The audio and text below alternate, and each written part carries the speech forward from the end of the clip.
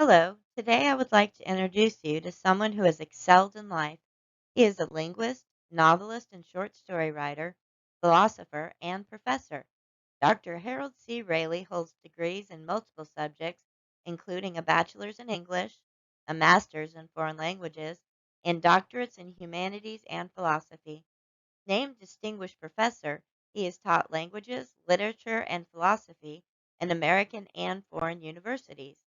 His publications include 14 books of fiction, history, language, and philosophy, and approximately 150 articles and essays on wide ranging topics in professional journals and newspapers.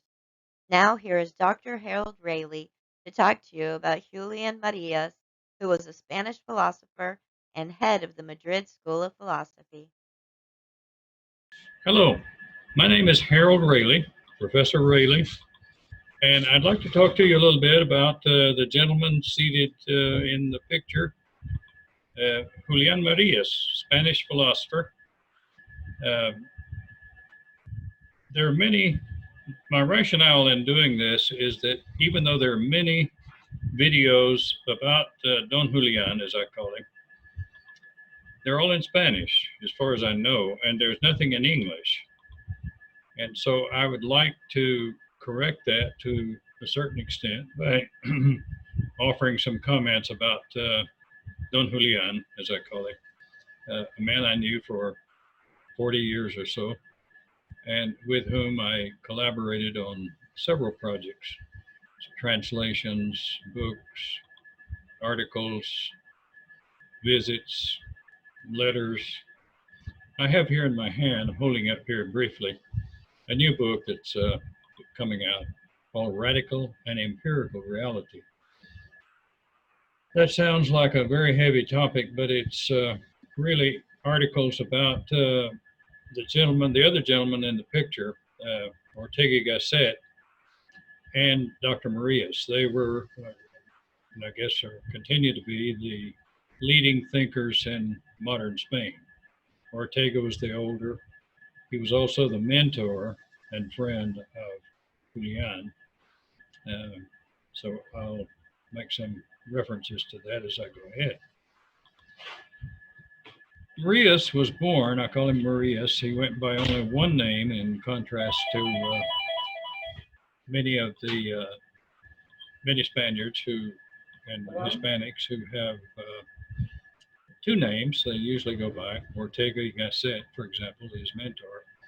Marías preferred his last name is Marías. He was born in 1914 in the northern city of Spain, Valladolid, where it's said that the best Spanish in the world is spoken.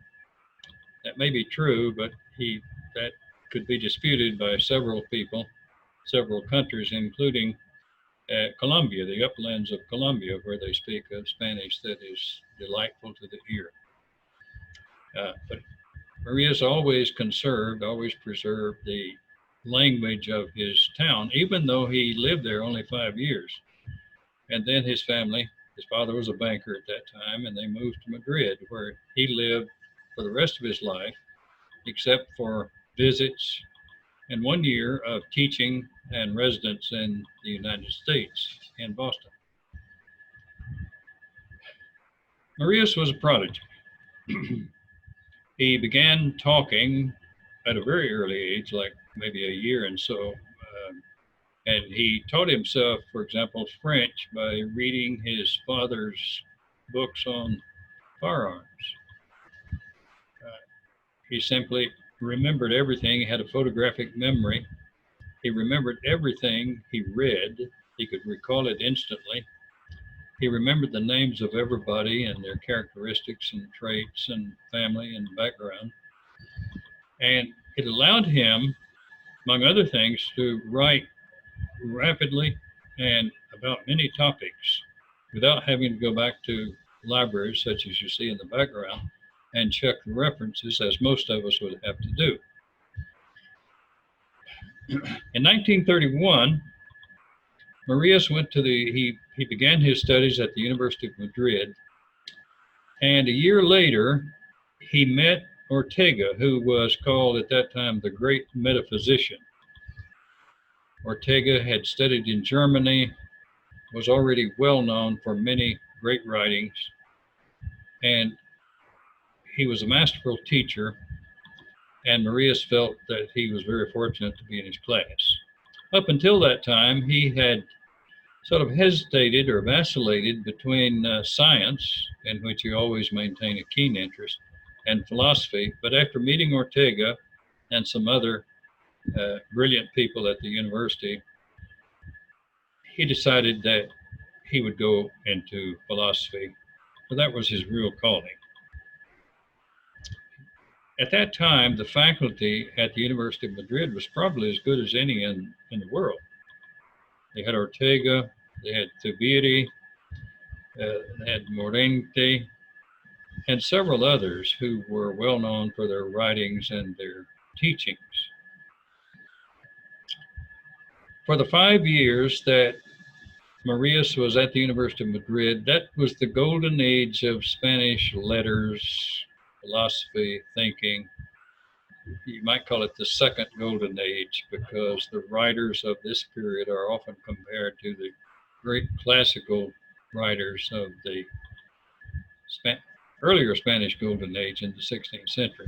The Lope de Vega, the Cervantes, people of that stature. In 1936, though, just as he was graduating, just as he received his degree, the Spanish Civil War broke out. And many of those intellectuals, including Ortega, were forced into exile. Ortega left Spain, stayed away for almost 10 years, lived in France, later in Argentina, where he was revered and respected.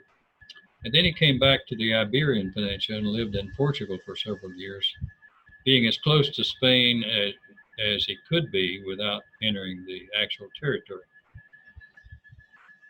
During that time, Marías decided he would not go into exile. He had knowledge of people who had done that, and there were some brilliant ones, including many at American universities, for example, University of Houston, University of Texas. Later on, Marías had the great fortune of having some of his books translated by Frances Lopez Morillas, who was the wife of a noted Spanish thinker and professor at the University of Texas. Americo Castro was for a year at the University of Houston before I went there, and some of his papers were still there when I arrived. So, at the end, near the end of the war, actually the war had ended, Marías was betrayed by a person who had really been a close friend, his best friend. It was an act of backstabbing, an act of treachery, and Marías was arrested. He was in prison. He stayed in prison for 3 months uh, and was under some sort of probation, but he was released. The only problem, and it was a major one, was that he could no longer be considered as a teacher, even though he was most probably the brightest and most intelligent student in that entire nation at the time.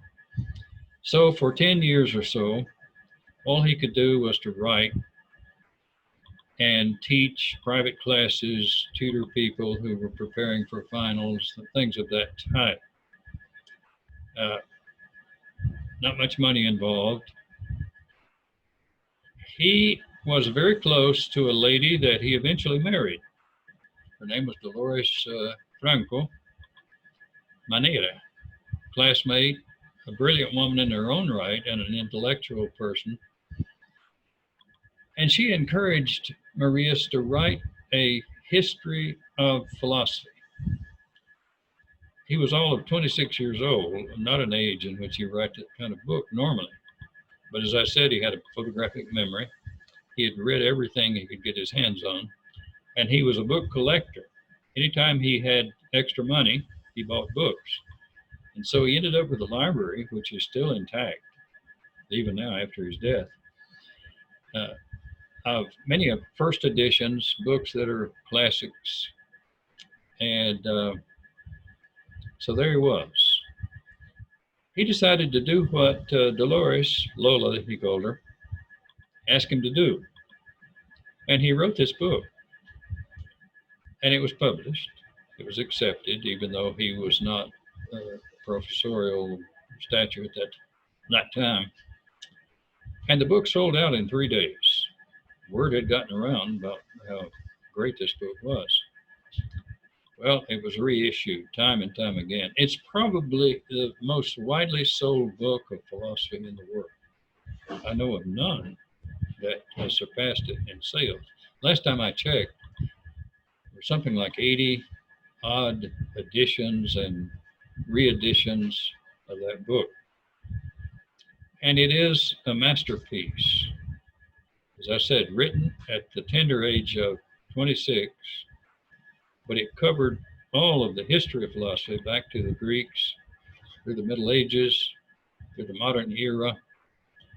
Not only covered them, but did so in a way that's very lucid and understandable. I recall meeting a theologian, and he had no idea that I had worked on the philosophy of Julián Marías, and he said, I would never have been able to get my degree if I hadn't run across somebody named Marius, pronouncing it in the English way. And he said, I don't know if you've ever heard of this man, but if it hadn't been for him, I would never have gotten my degree because I couldn't make heads or tails of philosophy, especially the Greeks and the medieval thinkers. And I smiled and thought, well, I do know something about Marius and I appreciate him. And it's exactly, I couldn't have put it better. Marius puts it out there in the clearest language you can imagine. His Spanish is simply gorgeous. It's concise, it's precise, it's what one critic called diamond-like in its clarity and its brilliance. And he of course knew all the modern languages. He spoke English very well. In fact, the first time I ever met him at the University of Oklahoma, he lectured in English and was a rousing success. I'll speak briefly about that a little bit later. He knew German, he knew Latin and Greek, but in his writing, he wrote for the masses, he wrote for the common people. And whereas most philosophers work hard to make their works unreadable, about as kind of way as I can put it, Marias did the opposite. He worked to make things clear. As an American philosopher once said, this was how you make your ideas clear. And he did it in a masterful way.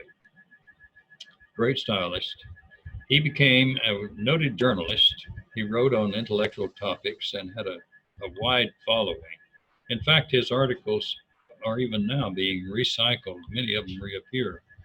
Marias had the ability, I don't know exactly what it was, except that whatever he wrote was true. He never lied. He never dodged the issues, but he approached them head on. At the end of his life, I'll go ahead and say this, he was asked, he lived to be 91, died in 2005. A reporter asked him, what are you proudest of in your life? And without hesitation, he answered, never having lied, which is a remarkable accomplishment, especially compared to people like me or almost anyone else. And we all have our little bouts with lapses of truth. And he was not that way. It was true. So he had a way of telling the truth. And what he said 40, 50, even 60 years ago still sounds like it could have been written today. He anticipated many of the modern problems. He wrote many books besides the history of philosophy that was very successful, but he wrote others. He wrote an introduction to philosophy. He wrote a book that I translated myself called the Biography of Philosophy, biography. And by that he meant not the biography of famous thinkers, but philosophy itself and what it has meant over the ages to different people in different times. Fascinating book and deserves to be read. Um, I mentioned some of his major works, or the translation of some of his major works.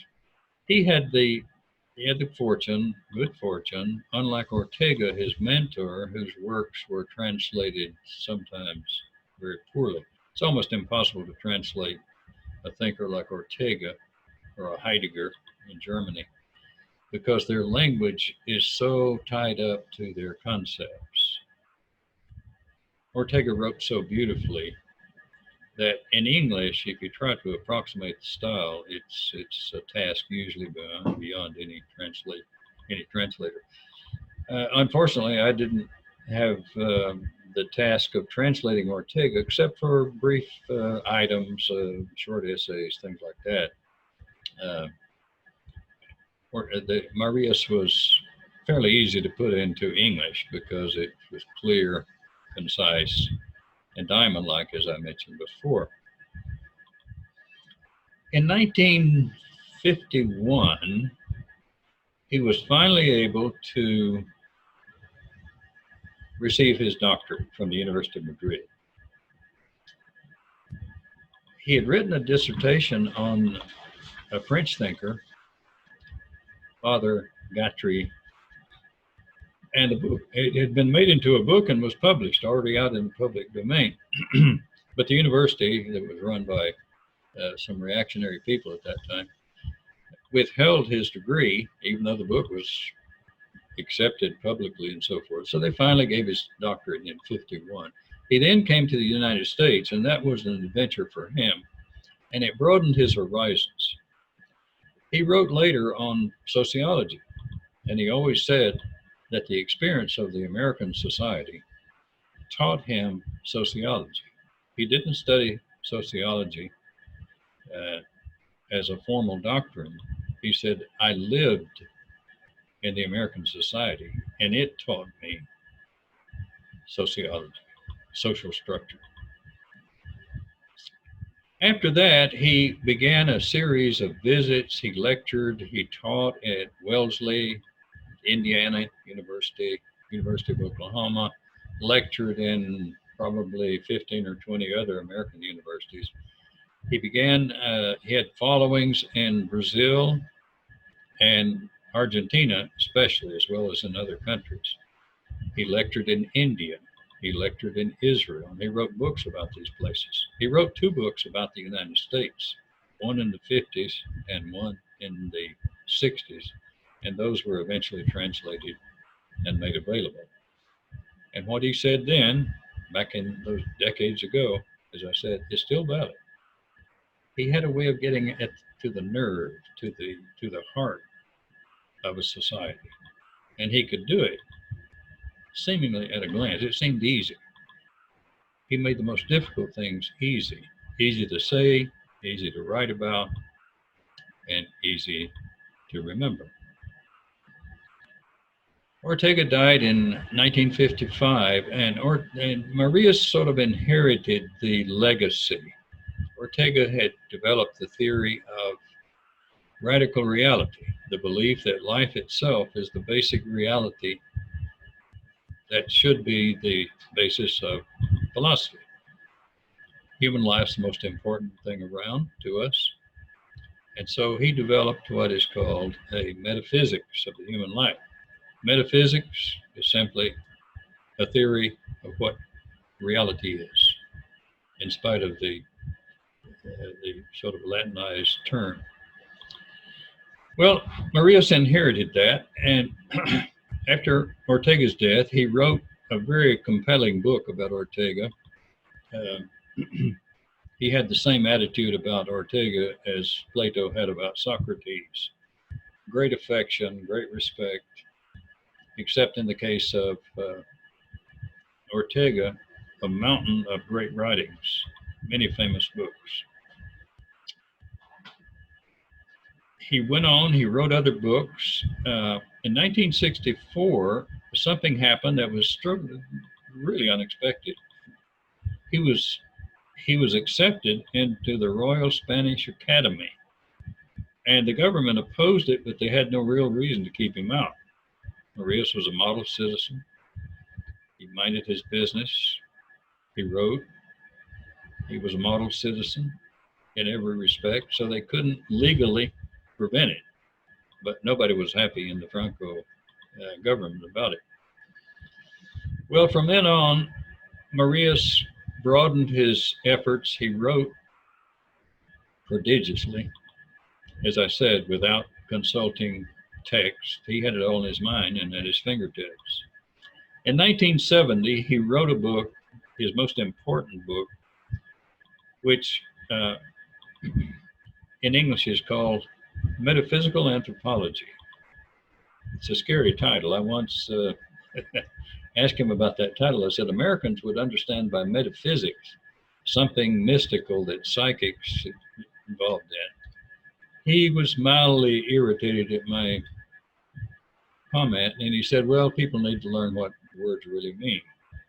So how could I object to that? So he wrote this book called Metaphysical Anthropology, and he added the second dimension to Ortega's primary theory.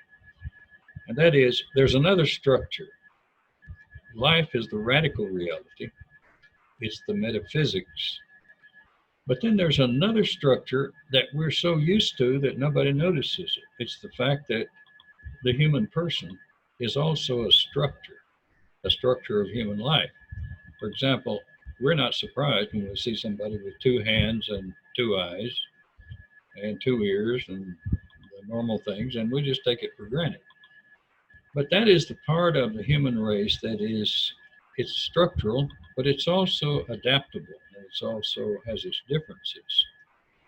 And coupled with Ortega's theory, it became a complete philosophy. Marias always said he admired the United States at a time when the United States was not widely admired by anybody. We had lots of enemies back in the 60s, especially, and some in the 50s, the Cold War. Our so called allies who were always irritated at things we did. Bertrand Russell, the British philosopher, I think one time put us on trial and condemned us for whatever crimes that he attributed to us. So that was the general tone of the times. Marias came to America and really liked American society and the people, had many friends. He said, though, America does not have a real philosophy. What you have imported versions you bring over from Britain, you bring over from Germany or France. Existentialism in the French mode was very popular in those times.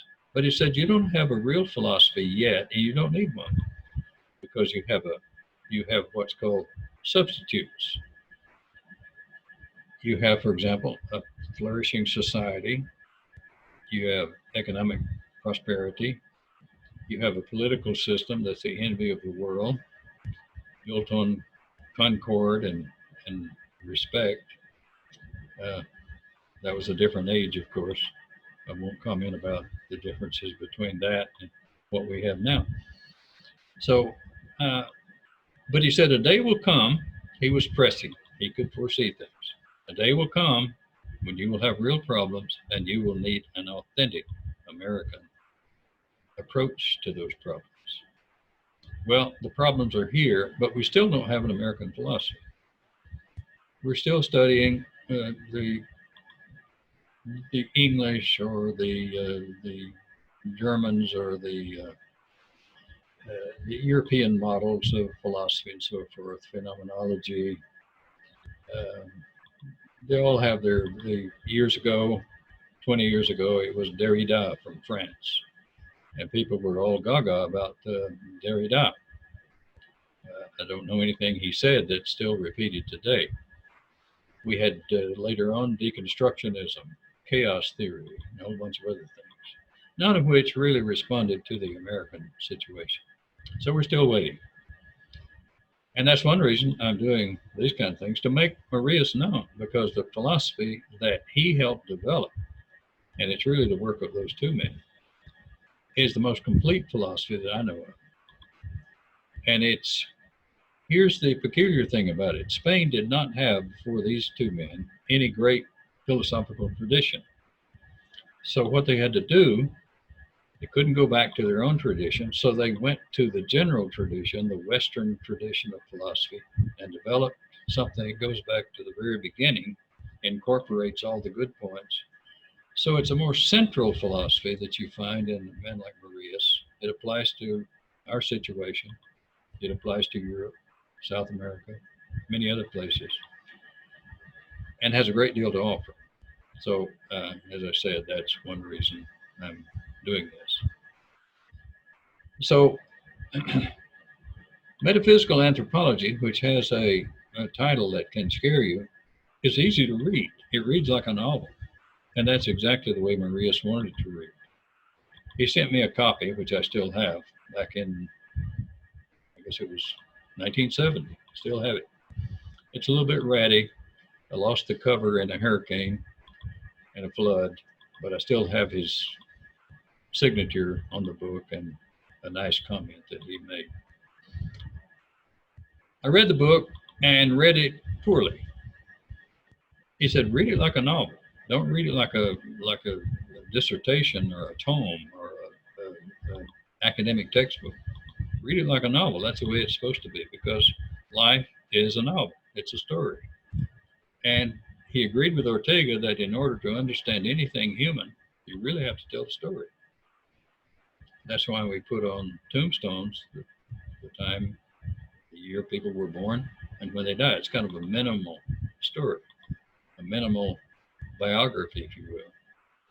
And he always said, Marías said, human life is not a matter of biology. We are biological creatures, but that's not the important part.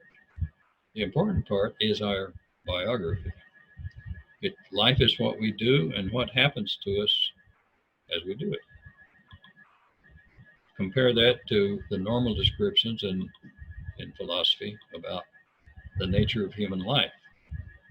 As I said, most philosophers work hard to make their writings difficult. They use a lot of Greek.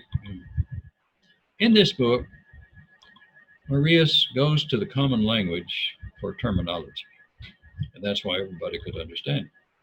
No Greek, very little, no Latin, although he knew both. He could have done it better than anybody. He had hundreds of books memorized and stacked away in his mind, as well as his study. So that book he considered it his major work, and he explores all the dimensions of the human person. The physical,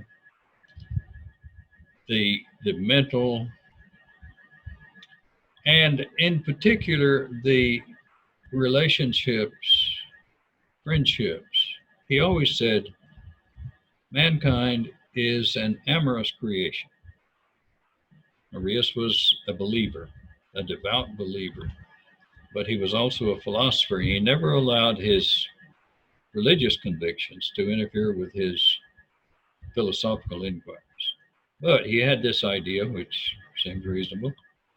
He said, we have truth that's been revealed to us in the scriptures, in the Christian tradition, and we have truth that we can discover on our own. Now, it's always better to have two sources of truth than one. For example, if you depend totally on the scriptures, the Bible or the Quran will not tell you how to build an airplane.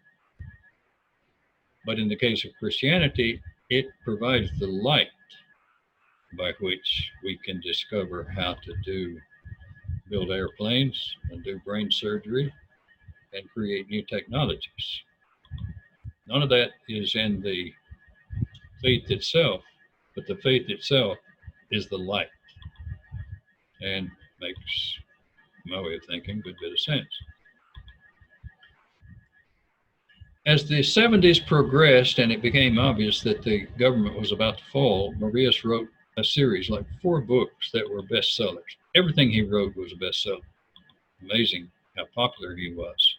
And by that time, he had outgrown the Franco people. He had outgrown the reactionary people in his own church. And he was revered, respected for who he was. So he wrote these 4 books about the transition. The king appointed, the king had come back, the king was now there, and it was a democracy under the monarchy. That's the way it was set up, somewhat the way the British system works. The king appointed Marias to be a senator. The king had, I think, 5 people he could select, and then the others were elected. So he served on the Senate, and he kept Spain from making some drastic mistakes. As I said, he was pressing. He could foresee the problems of some of the things that people who still had resentments were trying to put in the Constitution. So he put a stop to that. His wife died in about that same time in 1977, and it was a terrible blow. They were very close. They had 5 sons together, 5 children, all sons. One died in early childhood. 4 lived to maturity, became respectable, well accomplished people, including the novelist Javier Marias, who may be Spain's best known novelist. He's also a member of the Royal Spanish Academy and writes very well.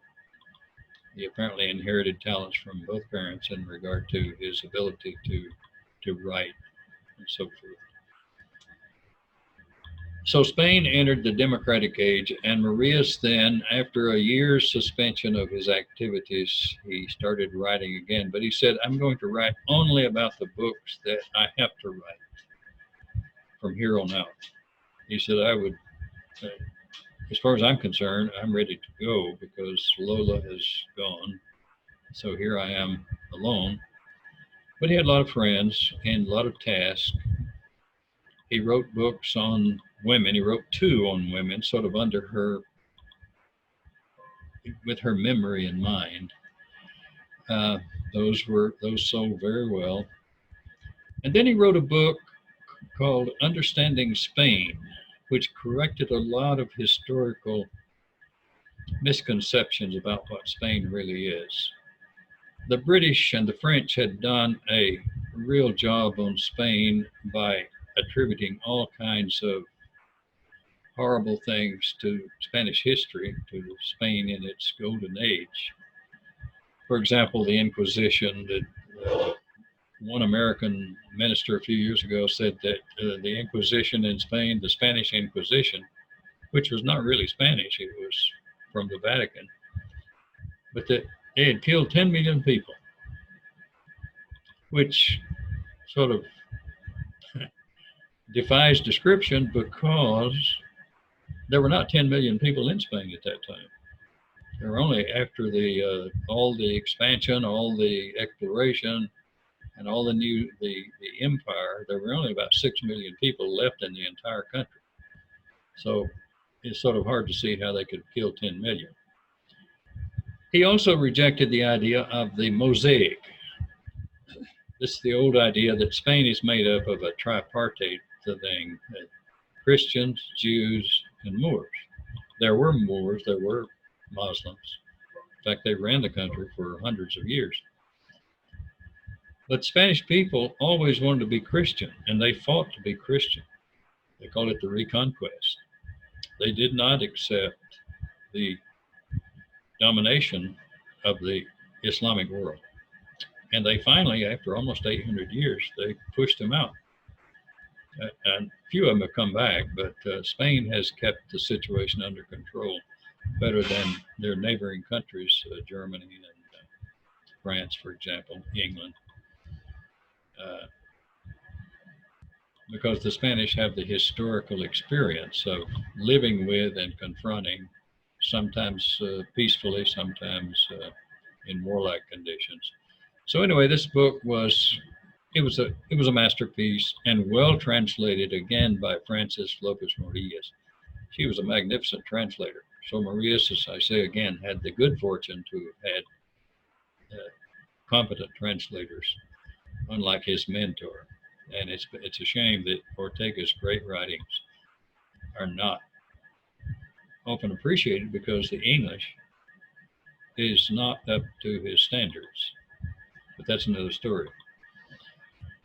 Marias continued to write throughout the 80s and the 90s, and as the end of the century approached, his writings became more concise, shorter. For example, his last two works, one is called A Map of the Personal World, and the last one simply has the title Person, Persona.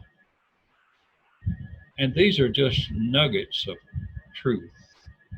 They're easily read. They're not very long. I think the last book is only about 100 and I want to say about 160 pages. But everything in there, every sentence, is a truth. I have written myself about that book and read it often for my own comfort and consolation. In in 1900, excuse me, in 2000, he fell ill. I don't know exactly the nature of his illness. I think it was his heart. He was a man of incredible energy, but for the last 5 years of his life, he was bedridden for the most part. He did a couple of interviews, and then his condition worsened, and he lay in bed there for 2 or 3 years. And he wrote to me during that time, and he said, "I have been reciting all the poems that I have loved in my life." And he had an enormous repertoire of poetry and entire books. And he said, I've just been reciting those in my mind. And I thought, goodness gracious, to be able in that condition to recite and to recall. His memory never failed. He had that perfect memory, that photographic memory. As I said, one reason why he was able to write so much. So, in conclusion, an admirable person.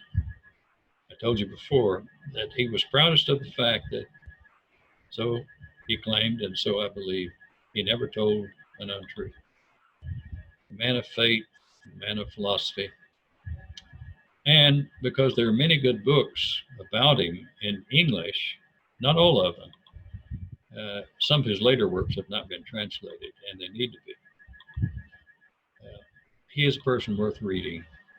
He changed the nature of philosophy. It's not what we were brought up to think, something that's unreadable, half Greek, half Latin. No. His thinking is clear, it's personal, it's humane, and that's the way he intended. So, thanks very much.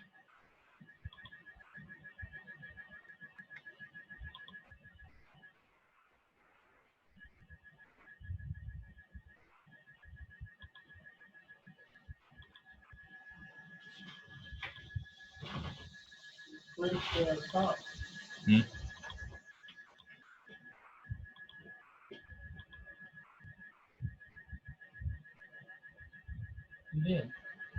Yeah, that's it.